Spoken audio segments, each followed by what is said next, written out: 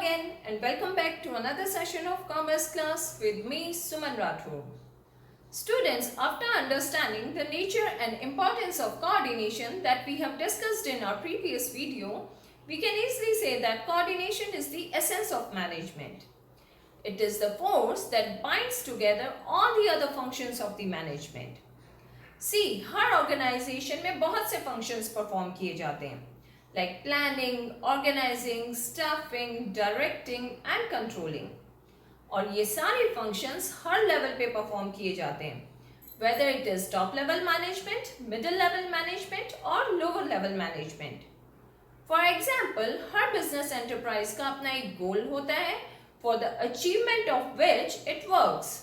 और इसके लिए सबसे पहले प्लान्स बनाए जाते हैं, फिर उन प्लान्स को एग्जीक्यूट करने के लिए ऑर्गेनाइजिंग फंक्शन परफॉर्म किया जाता है, जिसमें कि रिसोर्सेज अरेंज किए जाते हैं और ड्यूटीज डिसाइड की जाती हैं. एंड देन उन ड्यूटीज को परफॉर्म करने के लिए राइट पीपल अपॉइंट किए जाते हैं, उनकी terms and conditions of service decide की जाती है. Then through instruction and proper leadership उनकी एक्टिविटीज को एक प्रॉपर डायरेक्शन दी जाती है so as to achieve the goals of the organisation. And last में कंट्रोलिंग फंक्शन के थ्रू ये देखा जाता है कि हमारी एक्चुअल परफॉर्मेंस हमारी प्लान परफॉर्मेंस से कितना मैच करती है, और if there are any deviations then what are the reasons of those deviations and how can we remove it. And for the successful implementation of all these functions, there should be proper coordination between them. Then only the organization will be able to achieve its ultimate goal. In fact, every department has its own plans and functions to perform, which should be coordinated with the overall plans and functions of the organization. And without coordination, there will be total wastage of time and resources, and chances of duplication of work will increase. As such, we can say that coordination is the essence of management, as it is inherent in all the functions of the management.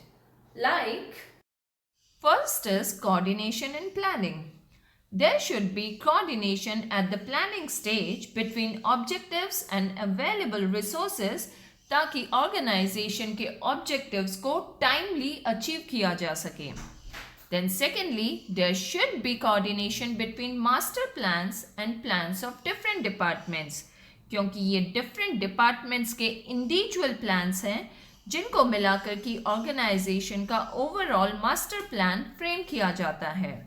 And third, there should be coordination between policies, rules and procedures ताकि organization में एक harmonious environment create किया जा सके. For example, sales department's target was to sell 10,000 TV units during festive season, but production department has made only 8,000 TVs as per their regular target, due to which sales department was not able to meet its target. As such, there should be coordination at planning stage so as to fulfill the goals of the organization. Now second is coordination in organizing. Now coordination is very much essential in organizing the resources of an organization and activities to be performed, ताकि duties and activities को properly assign किया जा सके and resources को as per requirement divide किया जा सके. Then secondly, coordination is also required in assigning authority, responsibility and accountability to get the desired result without any delay. For example, if the finance manager is given authority to raise funds, then he should also be given the responsibility to manage funds efficiently. As such, coordination is very much essential in assigning the resources and duties to achieve the goals of the organization. Next is coordination in staffing. Now coordination is very much essential in assigning the jobs as per the skills and capabilities of the workers, ताकि workers अपना maximum output दे सकें for the achievement of the goals of the organization. Then there should be coordination between efficiency of workers and and compensation also, ताकि management और workers के बीच में healthy relations create किए जा सकें.